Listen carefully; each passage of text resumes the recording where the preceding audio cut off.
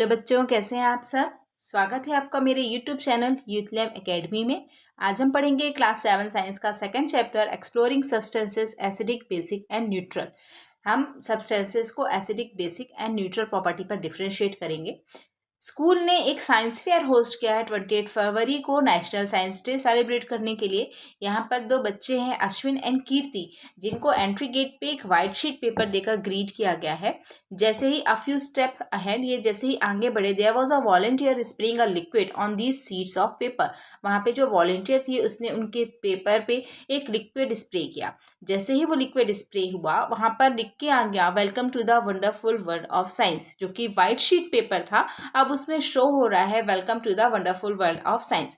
वो इसके पीछे का रीजन जानने के लिए बहुत ही एक्साइटेड थे, तो इसके ही क्वेश्चंस जानने के लिए वो और आगे गए। उनको एक स्टॉल भी मिला, कलरफुल वर्ल्ड ऑफ सब्सटेंसेस। यहाँ पर उन्होंने कई सारी एक्टिविटीज़ देखी, किस तरह से एक दूसरे में जब हम कोई चीज़ें मिक्स करते हैं तो उनके कलर चेंज हो रहे हैं। तो उन्होंने डिसाइड किया इस चेंजेस को और एक्सप्लोर करने का और ज़्यादा इसके बारे में जानने का।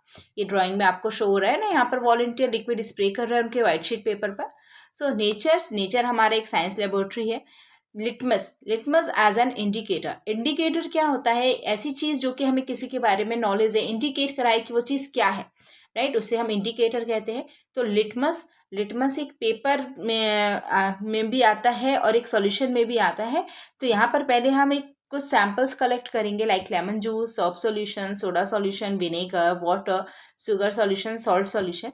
और हम ब्लू लिटमस पेपर की स्ट्रिप्स लेंगे, उनको हम कट करेंगे स्मॉल पीसेस में। और जो भी हमने सैंपल्स लिए हैं उनको हम 1 drop of each of the samples 1 by 1 हम इन लिटमस पेपर्स पे डालेंगे। फिर हम यही same activity red litmus paper के साथ भी करेंगे। ठीक है, ये ड्राइंग में आपको दिख रहा है। यहाँ पे रेड लिटमस पेपर में भी हम वही ड्रॉप ऐसे सारे सैंपल्स को हम डाल रहे हैं, राइट। अब हमने जो भी किया है उसको हम एनालाइज करेंगे कि क्या इसमें कुछ कलर चेंज हो रहा है। हमने यहाँ पर एक टेबल बनाया हुआ है कि लेमन जूस को हम जब ब्लू लिटमस पेपर पे ड्रॉप के थ्रू डाल रहे हैं तब क्या हो रहा है, और रेड लिटमस पेपर पर जब हम ड्रॉप के थ्रू डाल रहे हैं तब क्या हो रहा है। ये सारे हमने कुछ सैंपल्स लिए हुए हैं और फिर जब हमने ये जो देखा, एनालाइज किया, इसकी बेस पे हम इसको 3 ग्रुप्स में बांटेंगे।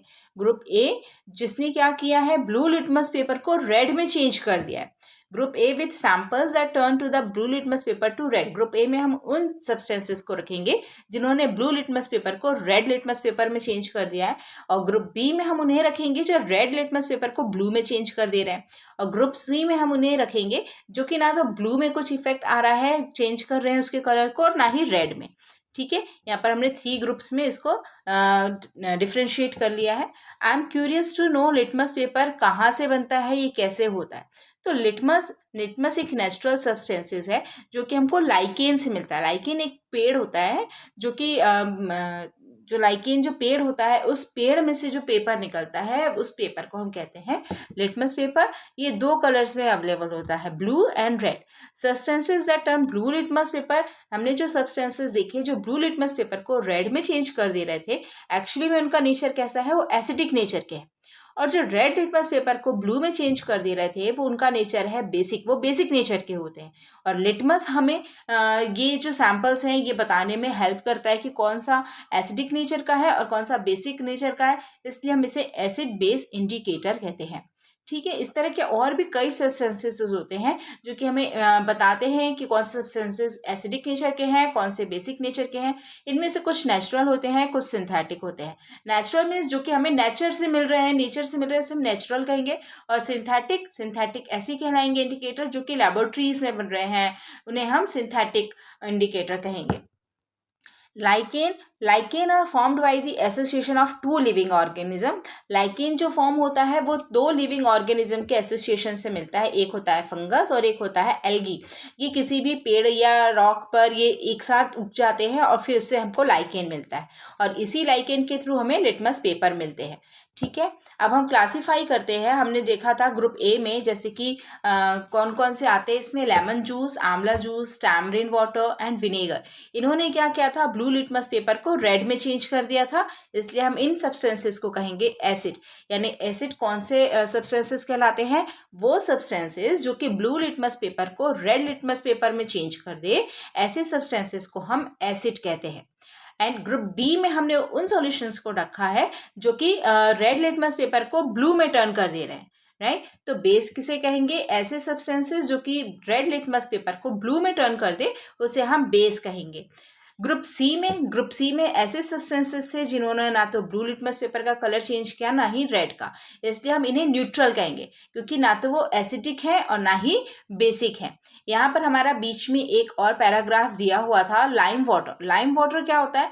लाइम से लोग कंफ्यूज हो जाते हैं कि लाइम वाटर यानी कि नींबू से बनी हुई कोई चीज, मगर लाइम जो होता है, लाइम वाटर, वो होता है कैल्शियम हाइड्रोक्साइड, यानी कैल्शियम ऑक्साइड जो होता है उसका वाटर के साथ जब आप मिक्स कर देते हो, कैल्शियम ऑक्साइड यानी चूना, राइट, उसको जब आप वाटर के साथ कुछ देर छोड़ देते हो तब थोड़ी देर में ये आपस में रिएक्ट करके बनाते हैं कैल्शियम हाइड्रोक्साइड, जिसे हम लाइम वाटर भी कहते हैं।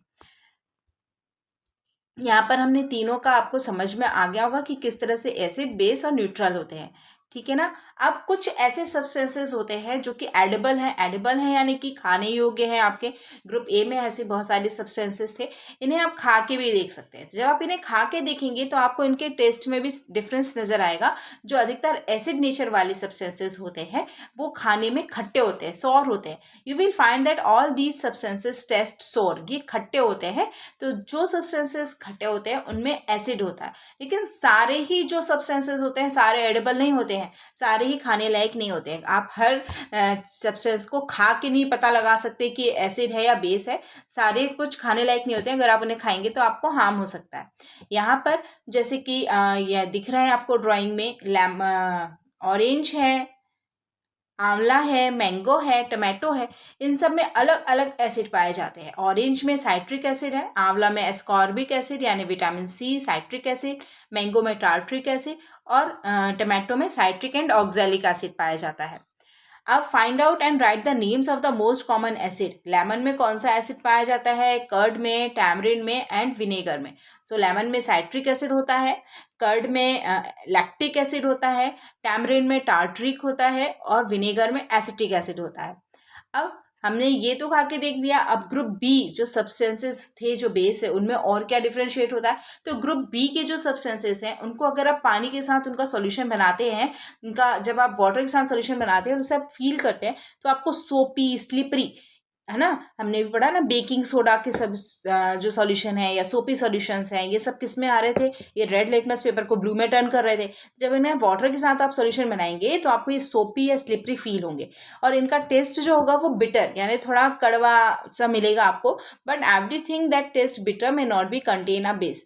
जरूरी नहीं है जो चीज़ हर चीज़ कड़वी हो वो बेस हो। जैसे कि बिटर गार्ड, करेला, उसका टेस्ट सबसे कड़वा होता है बट वो एक बेसिक नेचर का नहीं होता है, ठीक है। If litmus is not available, अगर आपके पास लिटमस नहीं है तो फिर आप कैसे पता लगाएंगे कि कौन सी चीज़ एसिड है और कौन सी चीज़ बेस है? तो मैंने आपको बताया था ऐसे बहुत सारे और भी इंडिकेटर हैं, है ना, नेचुरल एंड सिंथेटिक। तो रेड रोज को भी हमें एज ए इंडिकेटर यूज कर सकते हैं। इसकी कुछ पैटर्न्स लीजिए रेड रोजेस की, इनको अपने आसपास जो है ऐसे कलेक्ट करिए और इसको पानी के साथ पहले इन्हें आप वॉश करिए और पानी के साथ कुछ देर के लिए इसे आप छोड़ दीजिए, लीव कर दीजिए। पहले क्रश करिए, crush the patterns using a mortar and pestle and place them in a glass tumbler. अब आप इसे कुछ देर के लिए छोड़ देंगे। जब आप इसे कुछ देर के लिए छोड़ देंगे तब ये जो सॉल्यूशन बना है, इस सॉल्यूशन से आप एसिड बेस का पता लगा सकते हैं, राइट। इसको हमने फिल्ट्रेट किया है और ये रेड रोज एक्सट्रैक्ट मिल गया है, इसे हमने टेस्ट ट्यूब में कलेक्ट कर लिया है। ये देखिए आपको कैसा दिख रहा है, ये पिंक दिख रहा है। अब हम जो हमने और सैंपल्स लिए थे उन सैंपल्स का फिर से अब हम रेड रोज के साथ में करके देखते हैं एक्सपेरिमेंट, क्या फ़र्क पड़ता है। यहाँ पर हमने लेमन जूस दिया टेस्ट ट्यूब ए में और उसमें हमने वही रेड रोज डाला, ठीक है। और आपने देखा कि टेस्ट ट्यूब बी में हमने क्या लिया है? सोप सोल्यूशन लिया है ना, सोप का सॉल्यूशन लिया है। टेस्ट ट्यूब ए में है हमारा लेमन जूस। जैसे ही हमने इसमें ड्रॉप डाला तो जो ग्रुप ए का था लेमन जूस था, उसका कलर जो था वो डार्क रेड हो गया और जो सोप सॉल्यूशन था उसका कलर किस में चेंज हो गया? ग्रीन में। यानी आप रेड रोज से भी पता लगा सकते हैं कौन सी चीज़ एसिड है। अगर वो चीज़ एसिड है तो उसका जो कलर होगा वो और डार्क हो जाएगा और अगर वो चीज़ बेसिक नेचर की है तो उसका कलर ग्रीन में चेंज हो जाएगा। अभी हमने देखा था वो पिंक था, पिंक से क्या हो गया, उसका कलर किस में चेंज हो गया, ग्रीन में। इस तरह से आप रेड रोज को भी एज अ इंडिकेटर यूज कर सकते हैं और पता लगा सकते हैं। So are the samples that change the colour of the flower exact to a shade of red में, ये कैसे होंगे, ब्लू लिटमस से रेड में भी चेंज कर रहे होंगे। और जिन्होंने फ्लावर एक्सट्रैक्ट का कलर ग्रीन शेड में चेंज कर दिया, वही रेड लिटमस पेपर को ब्लू में, यानी कि वो बेसिक नेचर के हैं। और जो किसी को कलर, कोई सा कलर चेंज नहीं कर रहे हैं, वो आपको पता है ग्रुप सी, यानी कि वो न्यूट्रल है। ठीक है, तो यहाँ पर आपने देखा कि रेड रोज को भी हम जो है वो एक एज ए इंडिकेटर यूज कर सकते हैं। We are all sure that you will be excited about the above result. You may repeat the process of preparing the extract and testing substances with some vegetables. कुछ vegetables से भी आप ये पता लगा सकते हैं, fruit से, flower से, ठीक है, such as beetroot से, purple cabbage से, turmeric से, Indian blackberry यानी जामुन से, red hibiscus गुड़हल के भी फ्लावर जो होता है उसके एक्सट्रैक्ट से भी आप उसको एसिड बेस इंडिकेटर के रूप में यूज कर सकते हैं। यहाँ पे एक खूब अच्छा सा फैक्ट दिया हुआ है, hydrangea is a plant that grows in cooler climates. ये कूलर जो ठंडी जगह होती हैं वहां पर ये उगता है, हिमालय रीजन में, नॉर्थ ईस्ट स्टेट में। It gives flower of different colour, इसके जो फ्लावर्स होते हैं वो डिफरेंट कलर होते हैं, वो वहाँ की सॉइल के नेचर पे डिपेंड करते हैं। अगर वो पेड़ जो है जिस सॉइल में लगा है उस सॉइल का जो नेचर है वो एसिडिक है, ठीक है, तो उसका कलर कैसा होगा, ब्लू कलर का फ्लावर निकलेगा। लेकिन अगर जिस सॉइल में वो लगा है उसका नेचर जो है वो बेसिक है, सॉइल के भी नेचर्स होते हैं, तो अगर उसका नेचर बेसिक नेचर का उस सॉइल का, तो जो उसका फ्लावर खिलेगा वो कैसा खिलेगा, पिंक या रेड खिलेगा। Turmeric as an indicator, turmeric तो आप सभी के घरों में रहता है, उसको आप अपने घरों में तुरंत जाके यूज करके देख सकते हो, बहुत ही इंटरेस्टिंग आपको एक्सपेरिमेंट मिलेगा। पहले हम टर्मरिक लेंगे, उसको हम पेस्ट बनाएंगे और हमने एक व्हाइट शीट का पेपर जो लेंगे या फिल्टर पेपर लेंगे, उसमें आप उसको स्प्रेड आउट कर दीजिए। आपका उसका कलर कैसा चेंज हो जाएगा, येलो कलर का। And allow it to dry, और इसको सूखने दीजिए। जब ये सूख जाए तो आपको ड्राइंग में दिख रहा है उस तरह के आप स्ट्रिप्स काट लीजिए जैसे हमने ब्लू लिटमस पेपर में किया था, और सेम वही प्रोसेस जो हमने सैंपल्स लिए थे अब हम टर्मरिक के साथ आप इसे टेस्ट करके देखिए। ठीक है, तो आपने जब देखा तो इसमें जब आप देखेंगे तो टर्मरिक का भी यहाँ पे कलर जो है वो चेंज होगा। ठीक है, जैसे आपने जब कभी कभी शर्ट में आपके जब टर्मरिक लग जाता है या खाने का कोई दाग लग जाता है आपकी शर्ट्स में, और जब आप उसमें जैसे ही साबुन लगाते हैं तो उसका कलर येलो से कैसे चेंज हो जाता है, रेड। यानी टर्मरिक जो होगा वो बेसिक सॉल्यूशन के साथ उसका कलर कैसे चेंज हो जाएगा, रेड कलर का।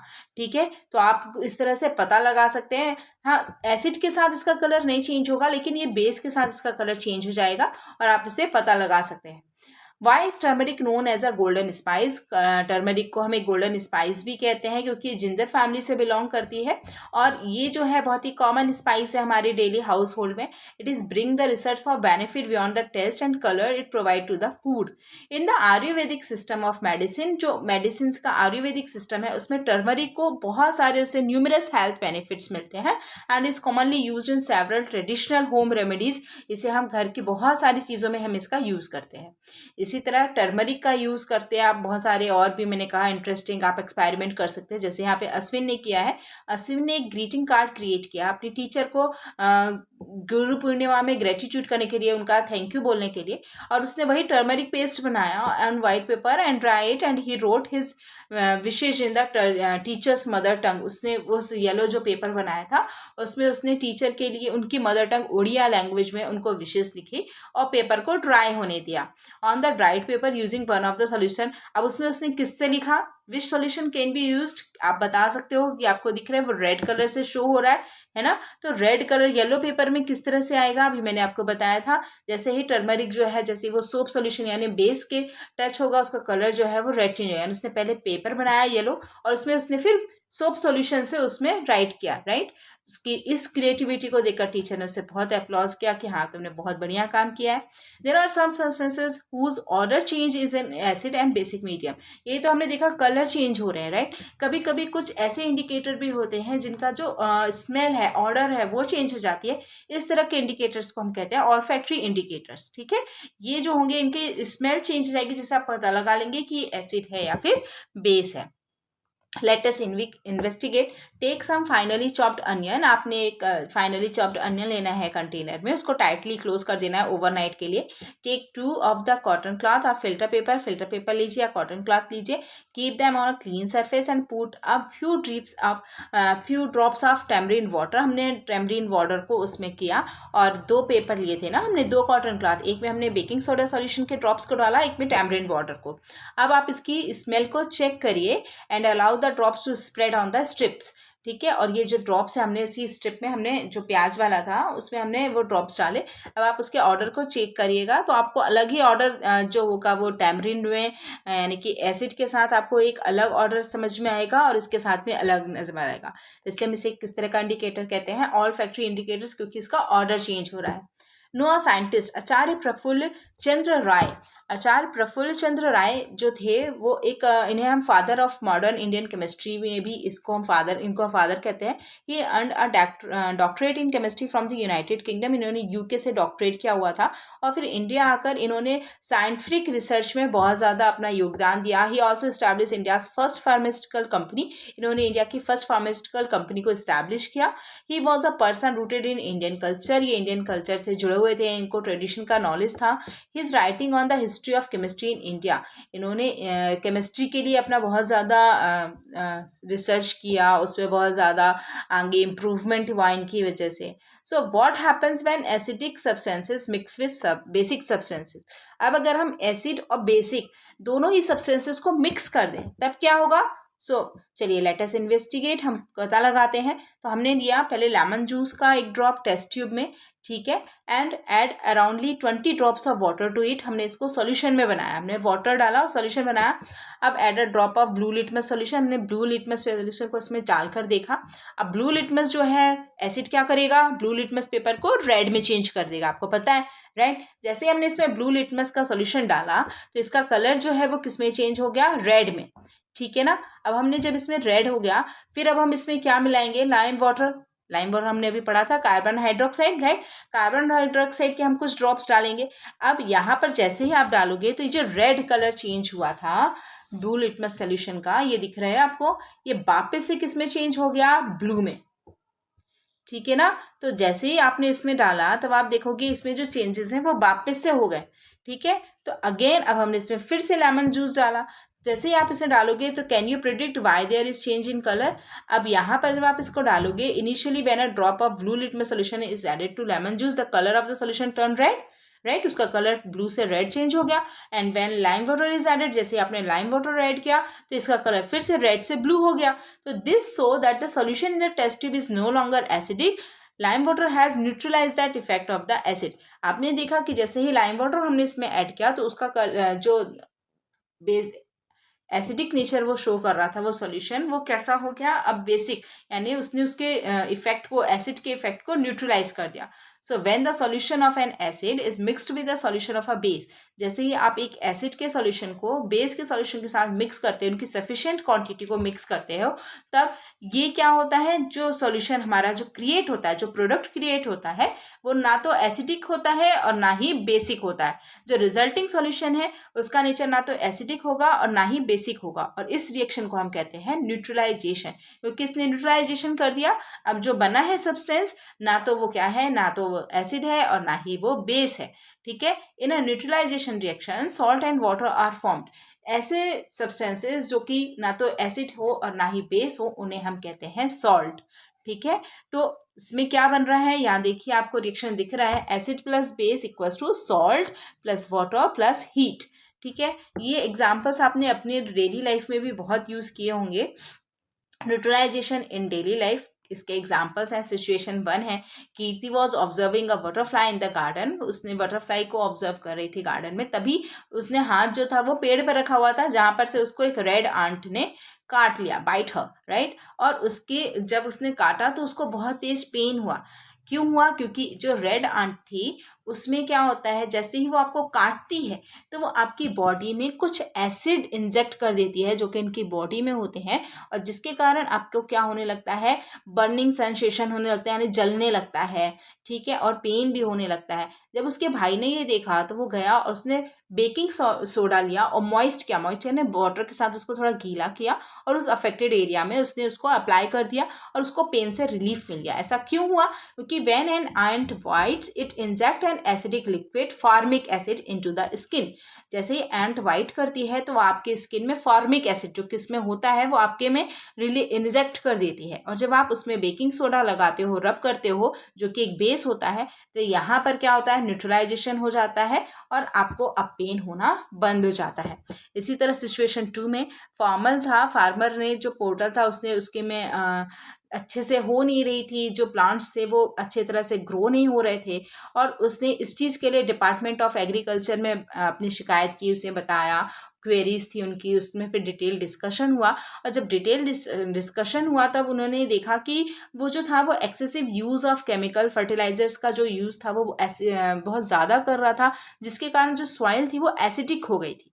तो when the soil is too acidic, जब सॉइल का नेचर बहुत ज़्यादा एसिडिक हो जाए तो plants do not grow well, plants जो है वो अच्छी तरह से उगते नहीं है। It can be treated with lime, इसको हम लाइम के साथ ट्रीट कर सकते हैं। यानी हमने जब उसमें क्या डालेंगे, हम चूना डालेंगे जो कि एक बेस होता है। और अगर सॉइल का नेचर बहुत ज़्यादा बेसिक हो गया है, organic matter like manure and composted leaves are added to it, तो हम उसमें मैन्योर और जो सूखी पत्तियां हैं वो हम उसमें ऐड कर देंगे। ऑर्गेनिक मैटर रिलीज एसिड, जिससे वो एसिड रिलीज होगा और सॉइल का जो नेचर जो बेसिक हो गया था वो न्यूट्रलाइज हो जाएगा, राइट। सिचुएशन 3, अश्विन का फ्रेंड था Gurbir, stay near an industrial area, वो इंडस्ट्रियल एरिया के पास में रहता था। उसने एक शेयर किया कि जो फिश पॉपुलेशन थी उसके लेक में वो दिन प्रतिदिन डिक्लाइन, मतलब कम होती जा रही है, ठीक है, was decline day by day. What do you think might be the cause for this? आप सोच सकते हैं इसका क्या कारण है।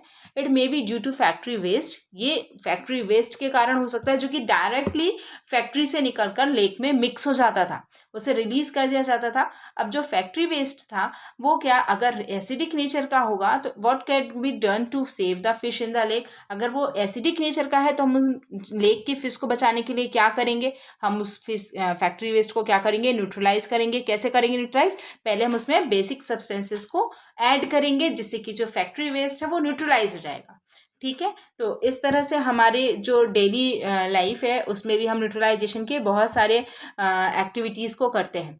In a nutshell, substances around अस, अब जो लेसन आपका कंप्लीट है, ये पूरा लेसन का आपका एक्सट्रैक्ट है। In substances around us may be classified as acidic, basic and neutral in nature.